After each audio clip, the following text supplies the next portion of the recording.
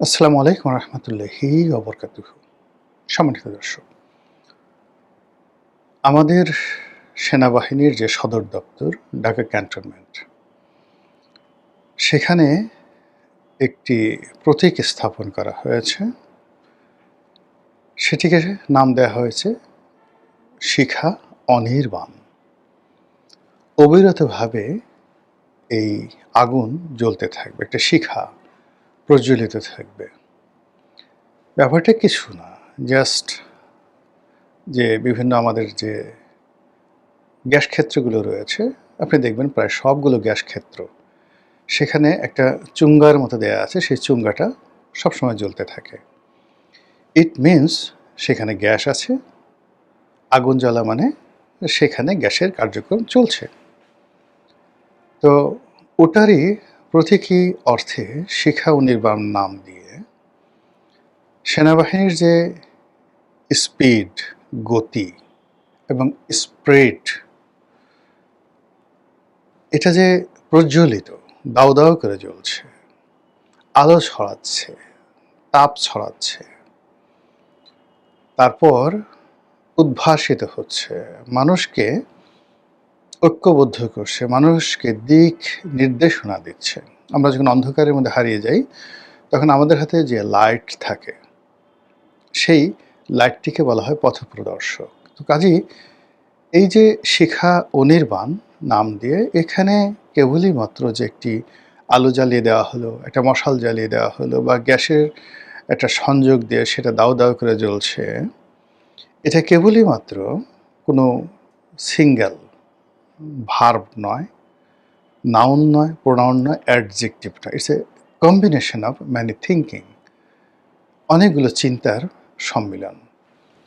এখন এই যে শিখা অনির্বাণ কেবলই মাত্র যে বাংলাদেশে আছে তা নয়, আরও অনেক দেশে আছে। এবং আমাদের এই যে সরোয়ার্দী উদ্যানে যে মুক্তিযুদ্ধের স্তম্ভ তৈরি করা হয়েছে, সেখানেও এরকম একটি শিখা অনির্বাণ চালু করার কথা ছিল বা আছে। আই ডোন্ট নো, আমার এখন সেটা মনে আসছে না।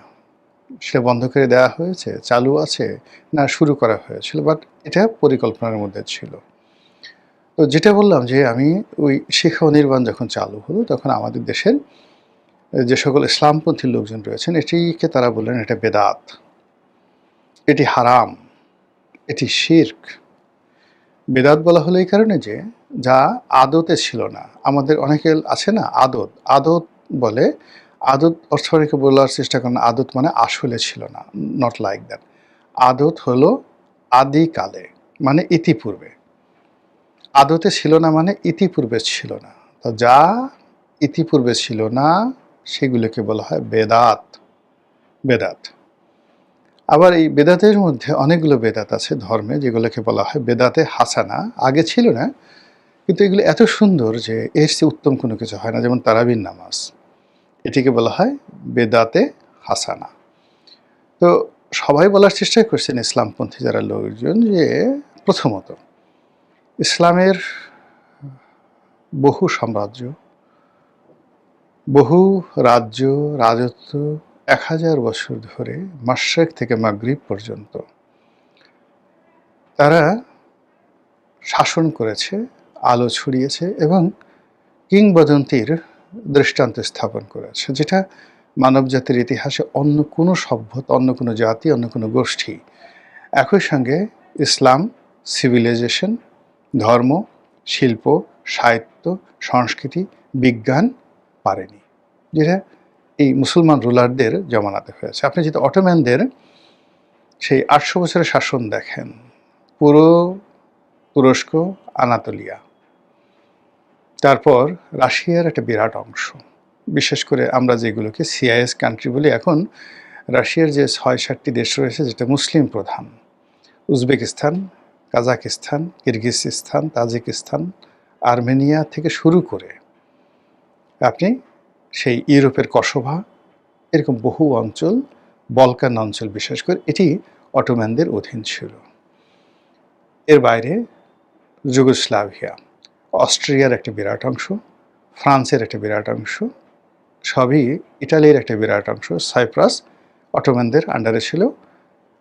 আর এটা পরবর্তীতে মিশর এবং পুরো মধ্যপ্রাচ্য, আজকের যে জিওগ্রাফিক মধ্যপ্রাচ্য পুরাটাই অটোম্যানদের অধীন ছিল কন্টিনিউয়াসলি 800 ইয়ার্স। তো সেখানে কোরআনের তাফসির হয়েছে, আবার সেখানে গ্রিক দর্শনশাস্ত্র হয়েছে, সেখানে চৈনিক যে তাওইজম বা কনফুসিয়াসিজম এটার চর্চা হয়েছে, কিন্তু কোথাও এরকম শিক্ষা অনির্বাণ জ্বালানো হয়নি। একইভাবে কন্টেম্পোরারি আরেকটি সভ্যতা ইউরোপে আলো জ্বালিয়েছিল, ইটালির একটা বিরাট অংশ, তারপর স্পেন, ফ্রান্সের একটা বিরাট অংশ নিয়ে যে ডাইনেস্টি ছিল মুর ডাইনেস্টি, যেটা উমাইয়া খেলাফতের একটা পার্ট, এটা অনেক বড় ছিল এবং এটাও প্রায় 800 ইয়ার্স ছিল। এখানেও মানে সেই আলহামারার মতো, আজ জাহারার মতো সে বিশাল বিশাল স্থাপনা এখনও পৃথিবীকে বিমোহিত করে, কিন্তু কোথাও এরকম একটা শিক্ষা নির্মাণ ছিল না। আপনি যদি ভারতবর্ষে আসেন, সে ভারতবর্ষে 350 বছর মুঘলরা ছিলেন, মুঘলদের আগে সুলতানরা ছিলেন, এখানেও 800 ইয়ার্স, অর্থাৎ সুলতান মাহমুদ থেকে শুরু করে আপনি যদি ফার্স্ট ডাইনেস্টি ধরেন, সেই মোহাম্মদ ঘুরি, কুতুবুদ্দিন আইবেক থেকে একেবারে দ্বিতীয় বাহাদুর শাহ পর্যন্ত 800 ইয়ার্স। এর মধ্যে তাজমহল হলো, দিল্লি ফোর্ট হলো, আগ্রা ফোর্ট হলো, তারপর কুতুব মিনার হলো, আরও কত কি, মানে যাকে বলা হয় মাস্টারপিস অফ ইঞ্জিনিয়ারিং। কিন্তু কুতুব মিনারের উপরে তো ইচ্ছে করলে এটা মশাল জ্বালানো যেত। এখন ভারতের যে আর্মি, তার সে অনেক বেশি আর্মি ছিল সেই সম্রাট আওরঙ্গজেবের। এখন মানে আপনি চিন্তা করেন 150 কোটি বা 40 কোটি দেশ, তাদের সব মিলে আর্মির সংখ্যা 15 লক্ষ নাই, কিন্তু আওরঙ্গজেবের আর্মি ছিল 20 লাখ, 20 লাখ। তো সেখানেও তো একটা মশাল জ্বলতে পারতো, জ্বলেনি। মধ্যপ্রাচ্যে সম্রাট আওরঙ্গজেব ছিলেন, ভারতে মধ্যপ্রাচ্যে টোটাল যে ডাইনেস্টি, সেখানে দুটো ডাইনেস্টি, ফাতেমি সাম্রাজ্য মিশর কেন্দ্রিক, আর বাগদাদে ছিল আব্বাসীয় খেলাফত। তারও আগে সিরিয়ার দামেস্কতে 90 বছর শাসন করছে উমাইয়া খেলাফত। কোথাও তো একটা মশাল জ্বলেনি। এজন্য ইসলামী যারা স্কলার, তাদের বক্তব্য হলো যে এটা বেদাত শুধু নয়, এটা হারাম, নিষিদ্ধ, আর এটা শিরক। মানে আল্লাহকে ক্ষমতার সেই চাবিকাঠি মনে না করে মনে করা হলো যে এই আগুনের মধ্যেই হলো আমার সমস্ত শক্তি, আর এই আগুনের মধ্যে যে শক্তি, এই যে পূজাটা, অগ্নি পূজাটা, এটা একসময় প্রাচীন সেই ইরানে, পারস্যে এটা ছিল রাষ্ট্রীয় ধর্ম, অগ্নিপাশক, এবং এটা এখনো পর্যন্ত আছে। এবং ইরানের যে এই সময়টাতে রাজপ্রাসাদগুলোতে পূর্ণকালীন সময়ে এই যাকে বলা হয় আলোটা জ্বালিয়ে রাখা হতো, শিখাও নির্মাণ জ্বালিয়ে রাখা হতো। এটা কখনো নিভত না। যখনই নিভে গেছে কোনো কারণে, সেই সাম্রাজ্যের পতন হয়েছে, এবং সর্বশেষ তাদের এই শিখা ও নির্বাণ নিভে গিয়েছিল যেদিন 570 খ্রিস্টাব্দের 12ই রবিউল আওয়াল তারিখে মক্কাতে মুহাম্মদ রাসূলুল্লাহ সাল্লাল্লাহু আলাইহি ওয়াসাল্লাম জন্মগ্রহণ করলেন। ঠিক সেই রাতে ভূমিকম্প হলো। সম্রাট নওশেরওয়া ছিলেন তখন, পারস্যের সম্রাট। তার প্রাসাদের চূড়া ভেঙে গিয়েছিল এবং তার প্রাসাদে যে অগ্নি প্রজ্বলিত ছিল, শিখা নির্বাণ ছিল, সেটা নিভে গিয়েছিল। তো কাজেই এটার সঙ্গে মুসলমানদের একটা বিরাট ধর্মীয় অনুভূতি এবং কন্ট্রাডিকশন অ্যান্ড কনফ্লিক্ট আছে।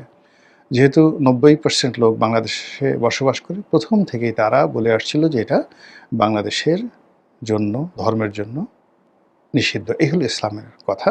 আর আগে এটার যে একটা সরল ব্যাখ্যা সেটা বললাম। এখন সাম্প্রতিক সময় যেটা হলো সেটা হলো ইউনূস জামানাতে ইসলামপন্থীদের একটা বিরাট উত্থান হয়েছে। সারা বাংলাদেশে কালেমার পতাকা পথ পথ করে উঠছে। লা ইলাহা ইল্লাল্লাহু মুহাম্মাদুর রাসূলুল্লাহ লিখে সাদা পতাকা কে বা কারা সদল বলে সারা বাংলাদেশে টানিয়ে দিচ্ছে। পশ্চিমারা বলছে আইএস, আর যেহেতু আরবিতে লেখা, বলছে ওখানে কি লেখা আছে আমরা জানি না। এটার কোনো মানে ইতিবাচকতা নেই, কিন্তু এটা নিয়ে মানুষের যে আবেগ এবং অনুভূতি, সাধারণ মানুষ এটাকে ওরকম সমস্যা দেখছে না। কিন্তু রাষ্ট্রশক্তি, পশ্চিমা শক্তি, ভারতীয় শক্তি সম্মিলিতভাবে এটার মধ্যে এক ধরনের দক্ষিণপন্থীর উত্থান দেখতে পাচ্ছে। এবং এই জিনিসগুলো যখন ঘটছে ঠিক সেই সময়টিতে আমাদের সেনাবাহিনীর প্রধান জেনারেল ওয়াকারুজ্জামান তিনি উমরা করে এসে চমৎকার দাড়ি রেখেছেন। সেই দাড়ির দৃশ্য, তার মুখচ্ছবি সব কিছু দেখে ইসলামপন্থীদের শুধু সুবহানাল্লাহ, আলহামদুলিল্লাহ, আল্লাহ আমরা এরকম একজন ওলি আল্লাহ পেয়েছি সেনাপ্রধান হিসেবে, এবার একটা কিছু একটা হবে।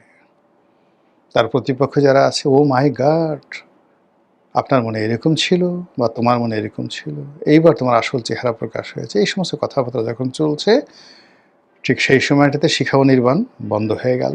অভিযোগ আছে বা বলা হচ্ছে অভিযোগের জবাবে বন্ধ হওয়ার বিরুদ্ধে যে সারা বাংলাদেশে জ্বালানির সংকট চলছে, দুনিয়াতে জ্বালানির সংকট চলছে, সেখানে একটি শিখা ও নির্বাণ রাত দিন 24 ঘন্টা বিনা কারণে জ্বলছে। এটা তো ইসলামের দৃষ্টিতেও অপব্যয়। আল্লাহ অপব্যয়কারীকে পছন্দ করেন, অপব্যয়কারী শয়তানের ভাই। কাজেই ক্যান্টনমেন্টের সবাই শয়তানের ভাই হয়ে যাবে, এটা তো হয় না। তো এরকম নানা যুক্তি পক্ষে দেওয়া হচ্ছে, কিন্তু পক্ষে এবং বিপক্ষে এটা নিয়ে নিদারুণ যখন বিতর্ক তুঙ্গে, অর্থাৎ প্রথমে সেনাপ্রধান দাঁড়িয়ে রাখলেন, তারপর শিখা নির্বাণ বন্ধ হলো, এবং এরপরে যেটা হলো আপনারা জানেন যে সেনাবাহিনীর মধ্যে অনেকগুলো ব্যাটালিয়ন থাকে, কোম্পানি থাকে, তারপরে কোম্পানির পরে কোর থাকে, ডিভিশন থাকে। তো সেই যে একটা ব্যাটালিয়ন, এক ব্যাটালিয়ন সৈন্য, সাধারণত এক ব্যাটালিয়ন সৈন্যে 800-র মতো সৈন্য থাকে ইন জেনারেল। বাংলাদেশে কত আছে আমি বলতে পারবো না, কিন্তু ইন্টারন্যাশনাল স্ট্যান্ডে 800 সৈন্য থাকে। এর মধ্যে 800 সৈন্য একজন কর্নেল, না লেফটেন্যান্ট কর্নেল অথবা একজন মেজর তার অধীনে থাকে। আবার সেখানে ছোট ছোট অনেকগুলো কোম্পানি থাকে, 100, 150, 200 অবস্থা ভেদে। তো এই কোম্পানিগুলোর কমান্ডে থাকেন একজন ক্যাপ্টেন। এরকম 4টি কোম্পানি প্রতিষ্ঠা করা হয়েছে, এবং সেই 4টি কোম্পানি মিলে আবার একটা ব্যাটালিয়ন তৈরি করা হয়েছে। এই 4টি কোম্পানি, তাদের নাম দেয়া হয়েছে 4 জন খলিফাতুল মুসলিমিন, হযরত উমর, মানে হযরত আবু বকর সিদ্দিক রাদিয়াল্লাহু তাআলা আনহু, যাকে সিদ্দিক আকবর বলা হয়। দ্বিতীয় উমর ইবনুল খাত্তাব, মানে রাষ্ট্র পরিচালনায় সারা বিশ্বের বিস্ময়, জ্ঞানের সাগর হযরত আলী রাদিয়াল্লাহু তাআলা আনহু, চতুর্থ খলিফা। এবং তৃতীয় খলিফা প্রজ্ঞা, জ্ঞান এবং যাকে বলা হয় ধীমান, সততা, ন্যায়পরায়ণতা, নম্রতা, বিনয়, সব কিছুর বিমূর্ত প্রতীক। রাষ্ট্র ক্ষমতায় বসে একজন ভালো মানুষ যদি কাউকে কল্পনা করা হয়, হযরত উমর তাদের প্রধানতম। তো সেই হযরত উমরের পরে হযরত ওসমান, যাকে বলা হয় এই নম্রতা, বিনম্রতার প্রতীক, যার উপাধি ছিল জিন্নুরাইন। এই 4 জন খলিফার নামে 4টি কোম্পানি করা হয়েছে, এবং 4টি সেই কোম্পানি দিয়ে আবার একটা ডিভিশন তৈরি করা হয়েছে। এখন এটি নিয়ে ভারতের যারা দাদা, হায় হায় কি হলো, এরা কি আবার সে গাজওয়াতুল হিন্দ করার চেষ্টা করছে? এই বাংলা থেকে তো একসময় এরকম খুব ছোট অবস্থাতে বিহারের একজন উজির ছিলেন, মন্ত্রী ছিলেন, শেখ ফরিদ, যার নাম ছিল শের শাহ। তো সেই বিহারের ছোট একজন জায়গিরদার থেকে, তারপরে মন্ত্রী, জায়গিরদার থেকে মন্ত্রী হলেন, তারপরে মন্ত্রী থেকে তিনি শাসক হলেন, শাসক থেকে তিনি দিল্লির সিংহাসন দখল করে 5 বছর একটা বিস্ময়কর শাসন তিনি পৃথিবীকে উপহার দিলেন সম্রাট শের শাহ। তখন এই বাংলা থেকে তার উত্থান হয়েছিল। তিনি বিহারে তার বীজ পতন হয়েছিল, কিন্তু এই বাংলা থেকে উত্থান হয়েছিল। কাজে এই বাংলা নিয়ে দিল্লির কিন্তু একটা আতঙ্ক আসে। কাজে এই বাংলাতে সেই শিখা ও নির্বাণ বন্ধ হয়ে যাওয়া, সেনাপ্রধানের দাঁড়িয়ে রাখা, তারপরে 4 জন ইসলামের মহান খলিফার নামে যে কোম্পানি প্রতিষ্ঠা করা সেনাবাহিনীর মধ্যে, তো এখন একটা কোম্পানি হলো, কোম্পানি মিলে একটা ব্যাটালিয়ন হলো, এরপর যদি একটা ডিভিশন হয়ে যায়, কি হবে? কোন দিকে যাচ্ছে বাংলাদেশ? কাদের নির্দেশে এগুলো হচ্ছে? এগুলো নিয়ে দেশি বিদেশি যে সমালোচক তাদের ঘুম রীতিমতো হারাম হয়ে গেছে। মহান আল্লাহ আমাদের সবাইকে হেদায়েত দান করুন এবং হেফাজত করুন। আসসালামু আলাইকুম ওয়া রাহমাতুল্লাহি ওয়া বারাকাতুহু।